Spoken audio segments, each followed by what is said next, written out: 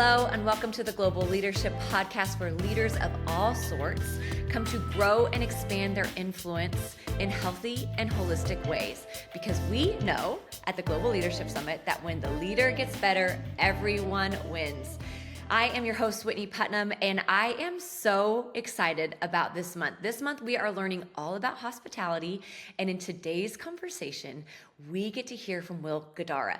I have been a fan of Will Guidara's. He is the author of Unreasonable Hospitality from pretty early on. One day, I was just walking through an airport, and I needed something to read on the airplane when I was flying home, and I saw his bright yellow book and I grabbed it. I was so curious. I devoured it, like practically on the airplane, I devoured it because Will's language of hospitality spoke so clearly to me. In fact, in many ways, it brought me even back to my upbringing of living in a home with a mom who was the queen of unreasonable hospitality in her small, whimsy details of the way she loved her family and her friends. And Will's going to talk about that. He's going to talk about how hospitality extends across influences. And you guys, it's not every day that we get to hear from someone who is literally number one in their field. Will Guidara is number one. He built the number one restaurant. So he actually is the expert teaching us about hospitality. So we're going to get to hear from him. If you're curious, who is Will Guidara? I can't wait to just tell you just a little bit. He is a hospitality evangelist, and he is the New York Times bestselling author of the book that I just mentioned, Unreasonable Hospitality. He is the former co-owner of the Manhattan restaurant, 11 Madison Park, that I someday hope to be able to go to. It received 4 stars from the New York Times, 3 Michelin Stars while under Will's leadership. And it is, as I mentioned, named number 1 on the list of the world's 50 best restaurants. Not only that, but Will is also the host of the Welcome Conference, which brings together like-minded people to share ideas and inspire one another and connect to form community around the topic of, yep, you guessed it, intentional hospitality. He is a graduate of the hospitality school at Cornell. He co-authored 4 cookbooks, and he is named one of Crain's New York Business 40 Under 40. And finally, he is a recipient of the Wall Street Journal's Magazine's Innovator Award. Will has had an incredible career, and it is all through the heart of service. And so we get to listen in as David Ashcraft interviews Will at the 2024 Summit. You guys, before we hop on into the conversation, I just want you to know we love it. We love when we see that you like, rate, and subscribe to our podcast. It really is the way that we get to expand this community of leaders to so many others. So thanks so much. Let's dive into the conversation.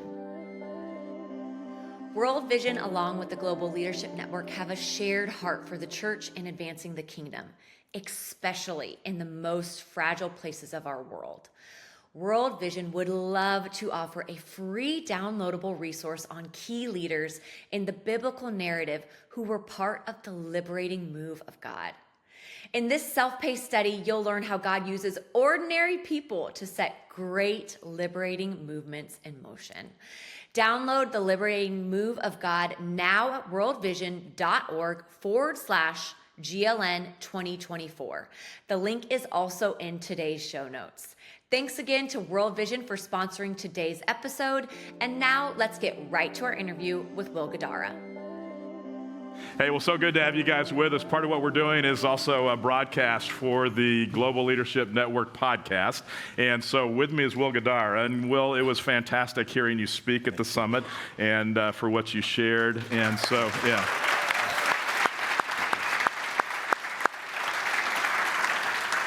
Now, I need to know, would you have decided to come had your dad not encouraged you to come? I mean, yeah, I probably would have made it happen. No, man, I'll tell you, I respond to the energy of a group, whether it's a little group or a big group, and gosh, this place just feels like a warm bath on a cold day. It's just, it's a really, really special thing, and I feel a ton of gratitude to be a part of it. Very cool. Yeah. Well, we're real happy to have you here. And I first, somebody gave me your book back last fall, and I think I saw some talks that you did and thought, oh man, this is somebody we definitely need to have here at the summit. And then more recently, Ruth, my wife, and I have been listening to it on audio just to refresh and hear what's going on. And so thoroughly enjoyed it. And one of the things I wanted to ask you about, I mean, you mentioned it this morning, but your relationship with your dad, and even talk about your relationship with your mom, and maybe describe a little bit more what happened with her. But you said this morning, it's a special relationship with your dad. He definitely is your mentor and leader. So that's my dad right here, guys.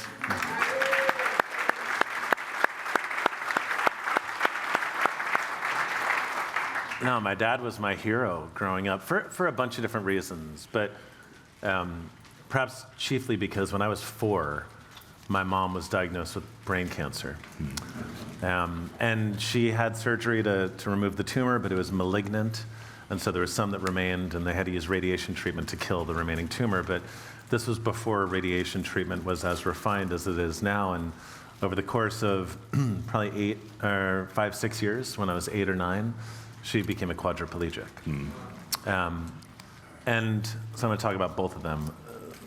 How that brought me closer to him. As he worked, I followed in his footsteps. He's a restaurateur, and restaurant touring is many hours. So he worked restaurant hours, 12, 14 hours a day. Started every day by getting her out of bed, into her wheelchair, showering her when necessary, getting her set up, go to work, come back, did the entire thing in reverse with her, and still found time to be an amazing dad to me. I think in my book, if you haven't read it, I reference him often. People have asked me after they read it. It's more than often. It was amazing. And again, it stuck out more even listening to the audio version. Yeah. It was like, oh my goodness, the relationship that you guys have had, the impact that you've had on Will was impressive. People will say, hey, when is your dad going to write a book? And I say, I think I took all of his good stuff already. But I think it's the intention that he showed. I love the word intention, and I learned through him that to do all of that, to juggle all of those balls and do them all well, it just required approaching everything with intention, integrity. I mean, most people in that situation would have put my mom in a home or a hospital or something. She couldn't talk or walk or anything. And he was always there. And he believes in the value of a commitment. And you would talk about even the impact that your mom had on you, because if I remember right, you describing even coming home and just being enough just to see her. Yeah. I think the two biggest things from her were, hospitality is an exchange of love, right? It's a risk. You put yourself out there. You're loving on someone, and the risk is you are unsure whether they will love you back. And normally hospitality comes through words or actions, and this was a woman who could deliver no words, and she couldn't actually complete an action. But she would have her nurse push her to the end of the block that we lived on. And every day when I rode my bike home from school, she would be there, always. And she couldn't talk or walk, but she could frickin' smile, man. And she'd had this big, toothy smile. And I have never felt more loved by anyone in my entire life than I felt by her, in spite of the fact that she could do nothing for me and could not say anything to me.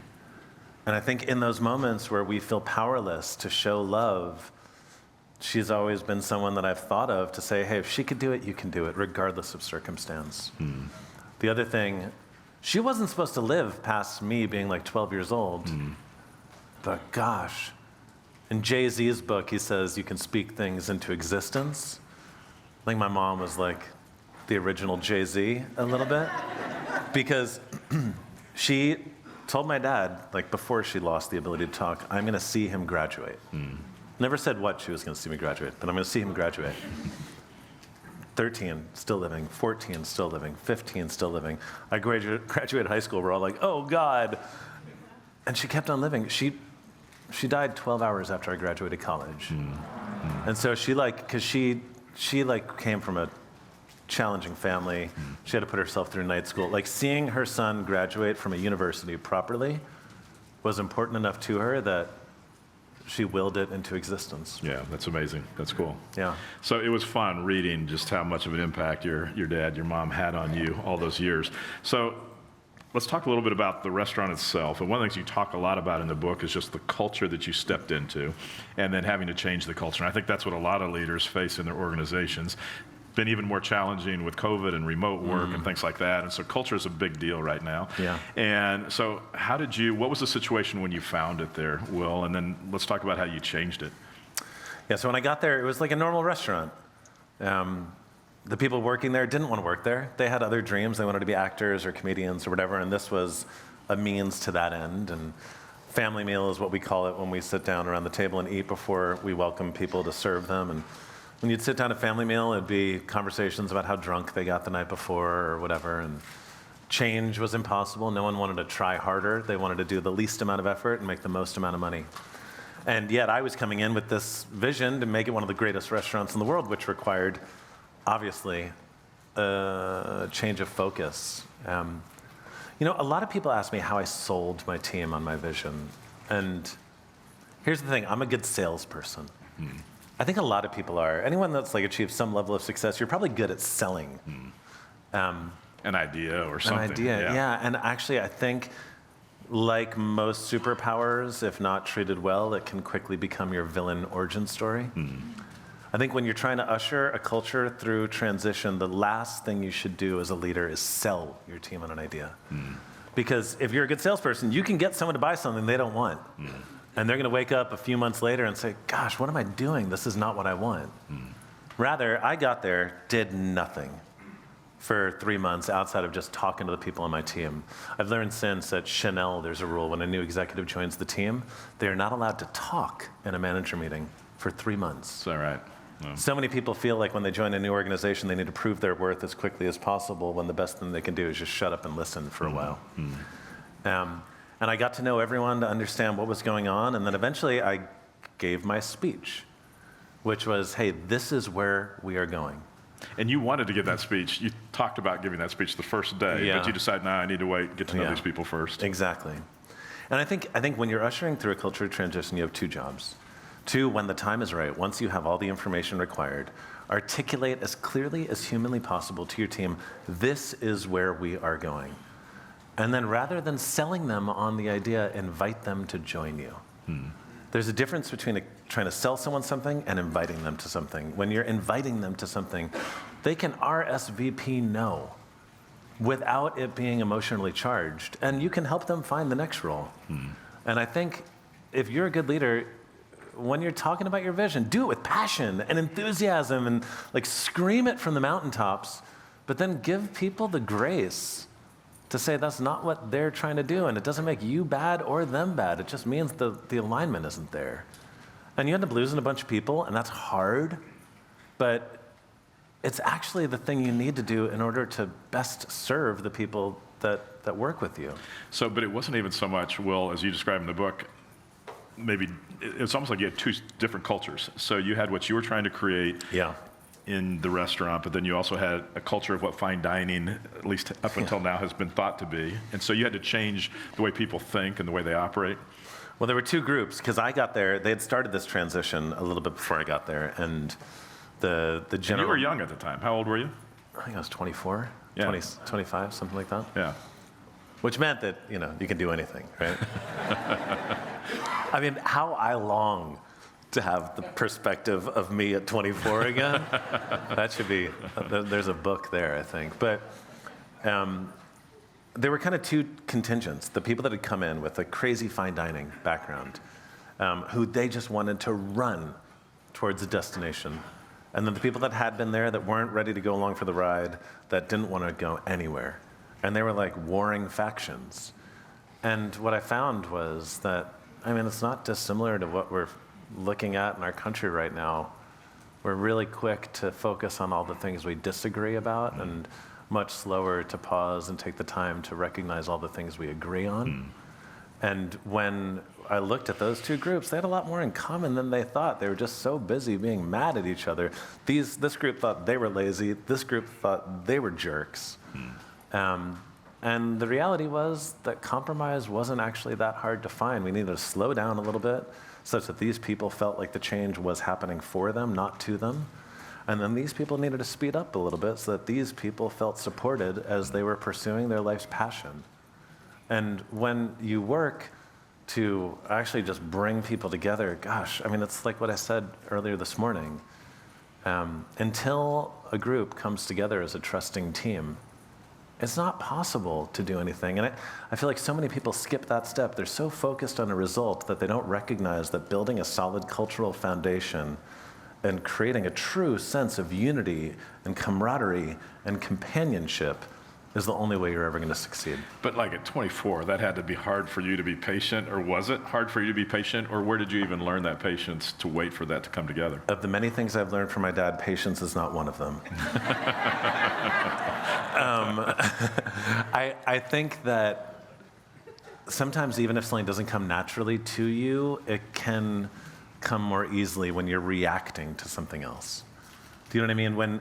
Even if I'm not the most patient person, when there's a group of people that are much less patient than I am, I can kind of, I don't know, see what right looks like a little more clearly. Yeah, okay.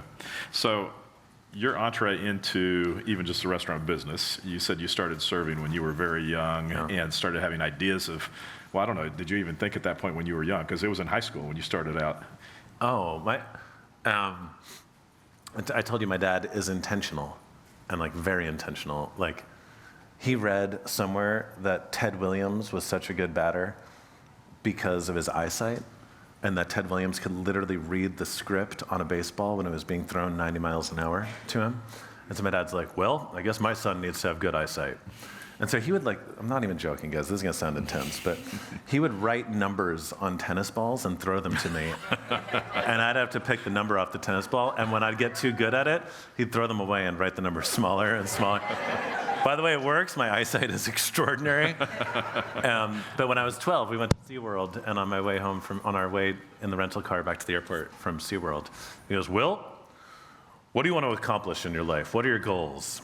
And I was like, well, this is ridiculous, but let's do it. And I had 3 goals. And he gave this back to me in my 20s. He had written them down and saved it. 1 was to go to Cornell to study hospitality. 2 was to open my own restaurant in New York City. And 3 was to marry Cindy Crawford. And I got 2 out of 3, and on the 3rd, I think I did even better. And so, yeah, no, thank you. So no, it's all I've ever wanted to do. And until I wrote this book, it's the only job I've ever had. I'm one of the lucky ones in that regard, that I found my passion early. Yeah. And I've reaped the benefits of that. So you started at the bottom and worked your way up, though. Oh, for sure. When I went to Cornell, one of his biggest fears was that he was running restaurants, and people graduated from Cornell, and they always thought they were ready to be like the CEO at 21.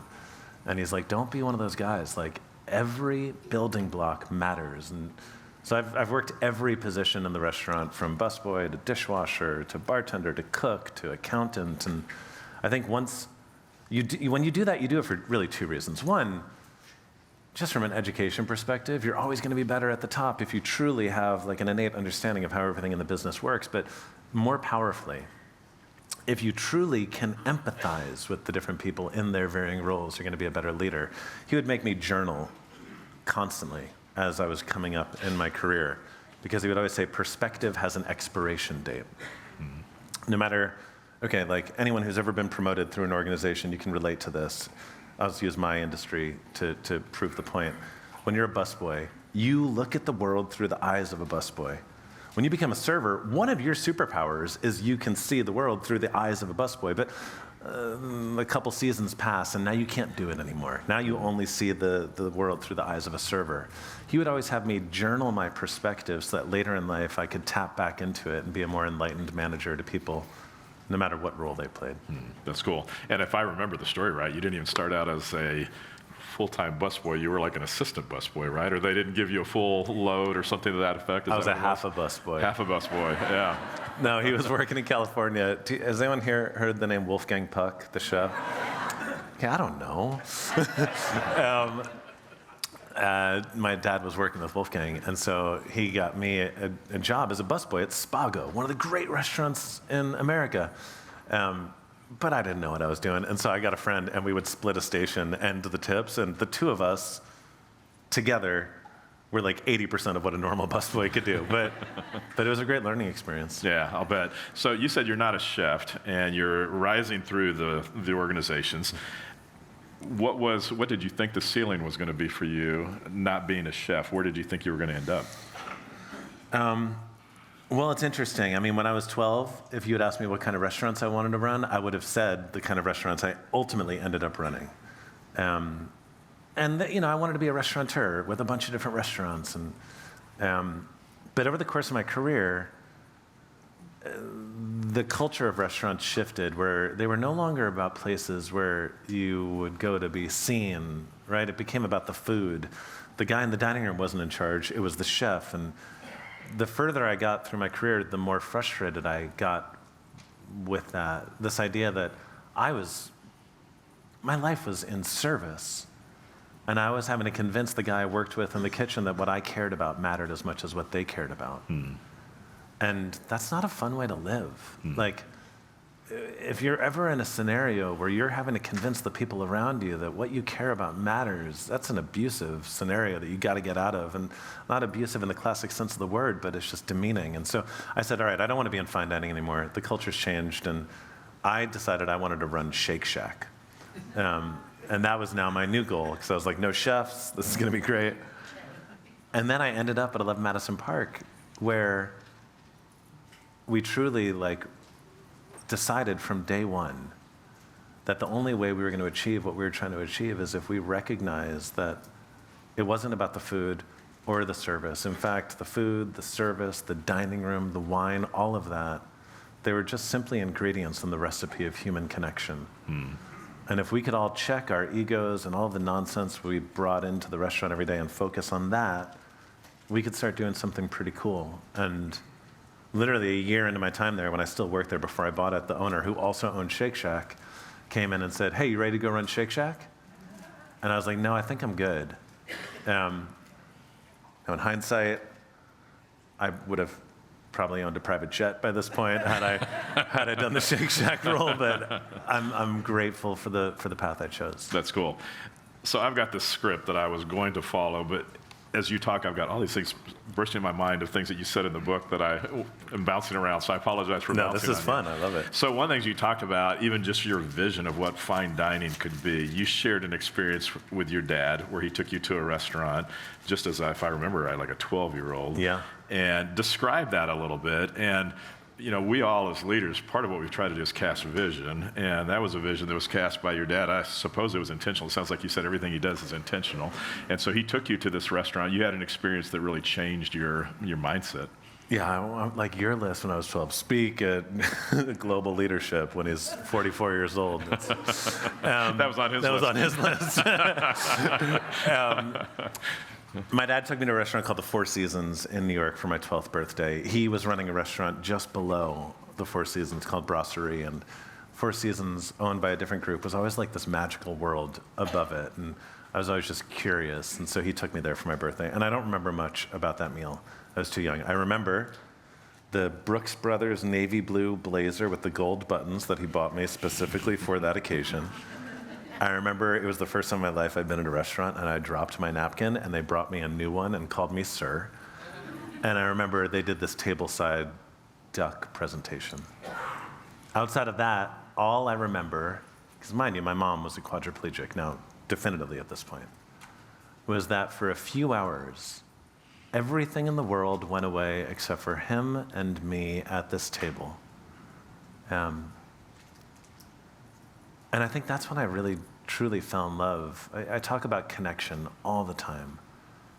I think anyone that does life or business well needs to be intentionally focused on creating the conditions for connection. And I think that these things, you're all sitting around these tables, gosh, they're magical things. They're one of the few places left on earth where people feel this genuine invitation to put their phones away and lean in and actually connect, to be present, to engage, to love on each other. And that's really when I fell in love. My vision for fine dining later became that I just thought fine dining, by the time I was in it, was too stuffy. The people that ran the best restaurants in New York, they treated you when you arrived as if you were lucky to be there. What I said before is serving what you want to serve. There was an ego in it. It was all about, look what we can do. And I hated it. And so my vision for 11 Madison Park in the beginning was, hey, can we create a restaurant rooted in gratitude? No matter how famous we get or how many accolades we've received, that every single time when someone walks the door, we express how fortunate we feel that they've chosen us. That we're not just serving them what we want to serve, that we're not trying to show them all the things that we can do, but every little action is rooted in our intention to get them to lower their guards,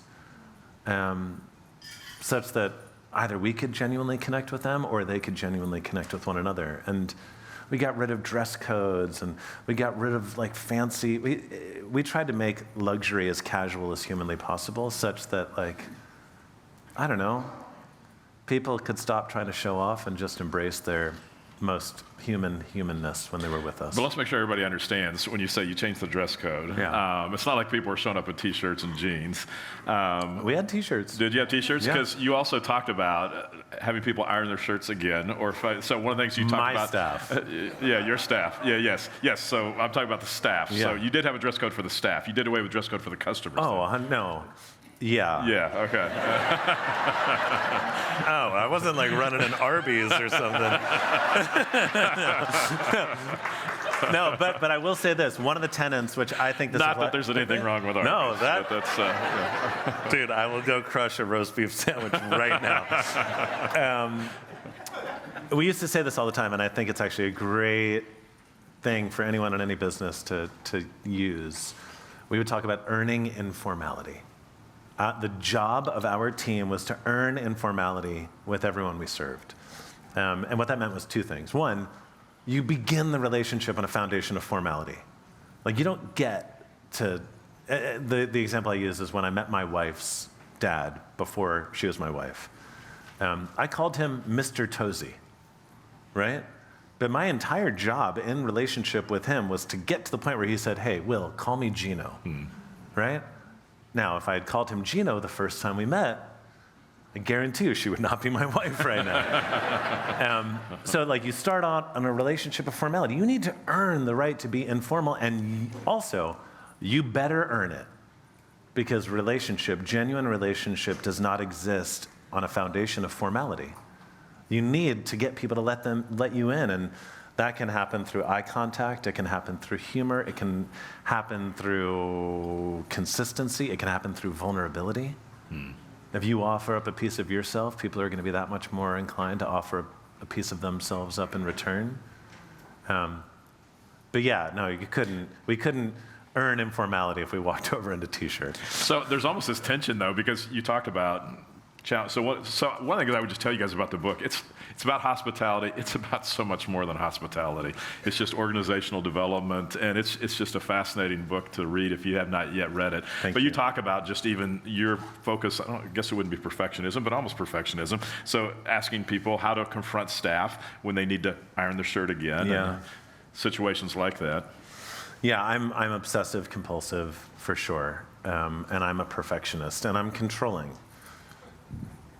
Sounds great, right? And yet, I also understand that most of our success came from creating a culture of collaboration where my team was empowered. Those two things are not friends. And by the way, there's a ton of tension between them. I believe our success came because of that tension, though not in spite of it. I think people are too quick to not pursue conflicting goals or not try to carry two things at the same time. But two opposing things can be true, and they can be the things that make you successful. I'll give you an example.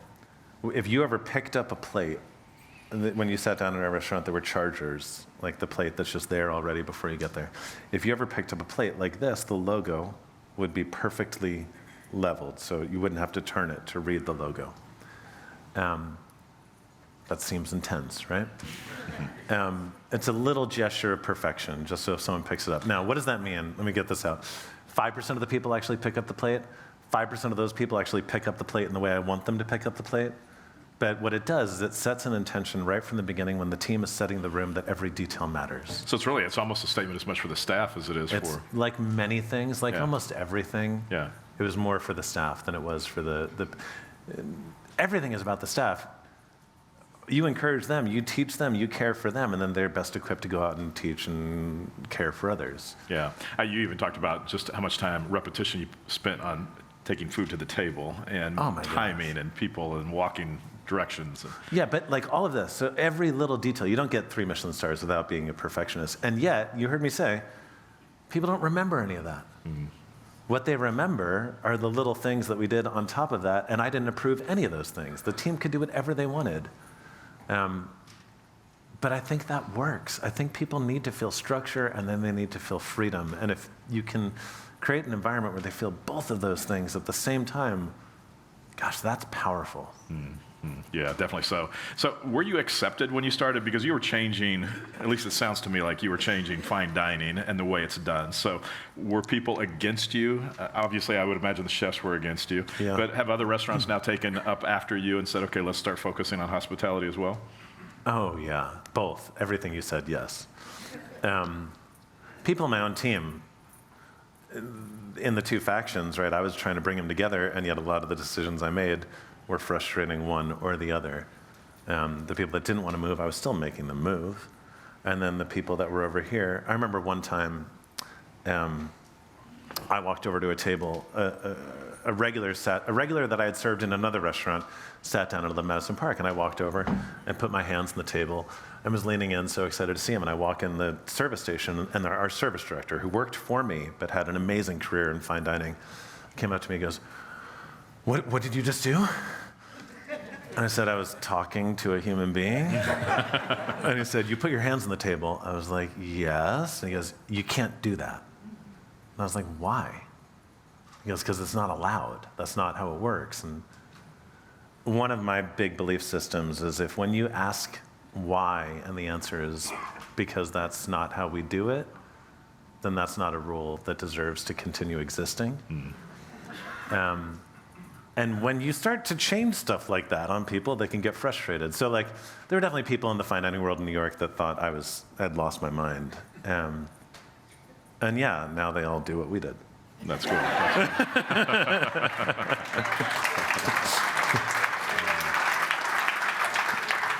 You also talked about having to learn not just the restaurant business or the food service business, but almost the corporate side of things. And that probably you felt like was huge in your development. That's another one. I'm not pandering because my dad's here. This all just has the added benefit of being true. I worked in a restaurant that was like a cool New York restaurant. I was the guy in a fancy suit with business cards, working nights. I got people tables, the whole thing, and then he made me quit. And I was like, why? Because I was like 22 at this point, and so whatever he told me to do, I just did it. And he said, you're learning only one side of the business, and if you're going to be as successful as I believe you're going to be, you need to learn the other side as well. So I went from working at the coolest restaurant in New York in a cool suit at the front door to working in this big corporate restaurant company, 5 a.m. to 5 p.m., literally receiving orders of raw fish in the morning and then crunching numbers in the afternoon. It was terrible. And it was the best thing I've ever done. You hear this about restaurants all the time, like it's a terrible business, how many restaurants close. It's because people go to restaurants and they think they know how to run restaurants. He was insistent that I understood the business. I think like with anything, there's creativity and there's commerce. And if you can kind of balance your approach to both, that you have the ability to thrive on each side, that's when you can do really remarkable things. Yeah, that's fun. Well, thank you for being with us. It was definitely an honor to have you here at the summit and spend time now. And again, I would just encourage folks, the book is fabulous and it is so much more than hospitality. And I think we focus a lot on churches. I think the content and what you have speaks hugely to churches, but really any business. So I think we all benefit from it greatly. And then Am I the only one? Did we all get cookies? No, yeah. Everyone got cookies. So tell us about the cookies. Let me say two things. I want to tell you about the cookie in 1 second. I was just, does anyone here know what Refuge is? You know Refuge? Maybe. Refuge is this amazing place. They have a campus in Wyoming and in Montana, and this guy, Brian Carpenter, started it years ago. He was a youth pastor, and he created this place where pastors could get away from their congregations and just be together and support one another, and it's grown beyond just pastors to just people coming together. Like, they do men's and women's trips, but where you can go and just be open and vulnerable and honest, and you have a group around you that supports you and lifts you up and challenges you. And I was just there this past weekend. That's cool. And there was a pastor on our trip, and he was like, I've read your book, and I've had everyone on my team read your book, and a buddy of mine, not because he was trying to mess with me, just out of genuine curiosity, he goes, why? He didn't say why like that. He said, why? I'd love to understand why. And he goes, well, because I believe churches should be the most unreasonably hospitable places on earth. And he's like, and we have some work to do. And so coming here after that and feeling the hospitality of this place is pretty amazing. Cool, good. And it's so cool that you have this to show all the people listening or watching or that are part of this extended community what right looks like. Cool, that's good. My wife is a pastry chef. She has a company called Milk Bar. She's the founder of this bakery. She used to be a judge on MasterChef and has a show called Bake Squad. And I used to be Will Guidara. Now I'm just Christina Tozzi's husband. She is much more famous than I am. These are her cookies. And I didn't even know this was happening, which is a cool surprise and delight moment for me. The corn cookie is my favorite. Anyone who got that one in front of you? But they're all really, really delicious. Thank you guys. I appreciate you. Thank you very much. What a fun conversation with Will and David, you guys. Just too good for words. I don't know about you, I couldn't quit taking notes. It was so good, so endearing. I am still replaying the story, you guys, that Will shared about his mom and how long it took for her to get ready. She was so sick. And yet his mom would make sure that her caretaker would get her ready and wheel her down her driveway. Oh, it brings tears to my eyes.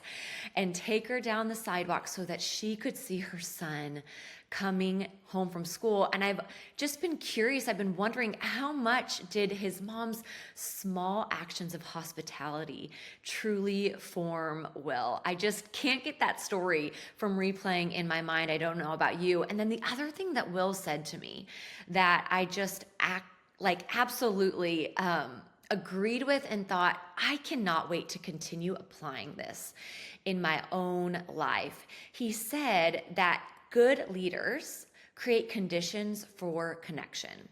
I'll just say it again. So in his conversation, he said, good leaders create conditions for connection. He was telling this story when he was talking about going to dinner at the Four Seasons with his dad. And he said, you guys, I don't remember what I ate or really any of those minute details, but he remembers connecting with his dad. And so it's got me thinking. In fact, after I actually listened to this, I thought, you know what? I am going to re-implement in my Zoom team meetings, because I have a remote team, just the importance and the value of a 5-10 minute connection time before we get into the meat of our work. And that it's not pointless to connect with my remote team on what they're doing, what they're learning, what they're making for dinner, what, activity, what weekend activity they're excited about. That is actually, as a leader, I'm creating a condition for connection in a remote environment, and that matters. The other thing, after I listened to him saying this, I thought, I also want to do this in my neighborhood. And so I actually sent out a quick text and said, hey, Friday afternoon, party in my driveway. Bring whatever you've got on hand. Don't go out of control. Let's just connect. And you guys, Friday ended up being one of the best parts of my week because of that. And it's all because of what Will shared again about good leaders create conditions for connection. So I wonder for you, what could it be? It could be a driveway party. It could be connection around the dinner table with your family. It could be that 5 to 10 minute Zoom meeting window where you create connection with those that you get to serve and lead. Or it could be an in-person meeting where, again, you are just being so intentional with those that you get to come alongside. So what's it going to be for you? How will you be able to create connection this week and this month? You guys, we know that there is so much to unpack in hospitality. There's so much to unpack in leadership in general. That's why we created a year-round transformational leadership product, because what we just learned about hospitality is really the tip of the iceberg. We want to continue to equip you. So if you go ahead and go and check out our 365 product, guess what we're talking about all month this month? Yep. We're talking about hospitality. You are going to get incredible resources that you can take and you can also share with your team. So make sure to go and check it out at globalleadership.org/365. You guys, thanks so much for joining us. Just a reminder, we love it. We love it. We love it when you share the podcast. It is a great way to expand the influence of leaders in this community. Thanks so much for joining us. And just remember that everyone has influence. So lead where you are.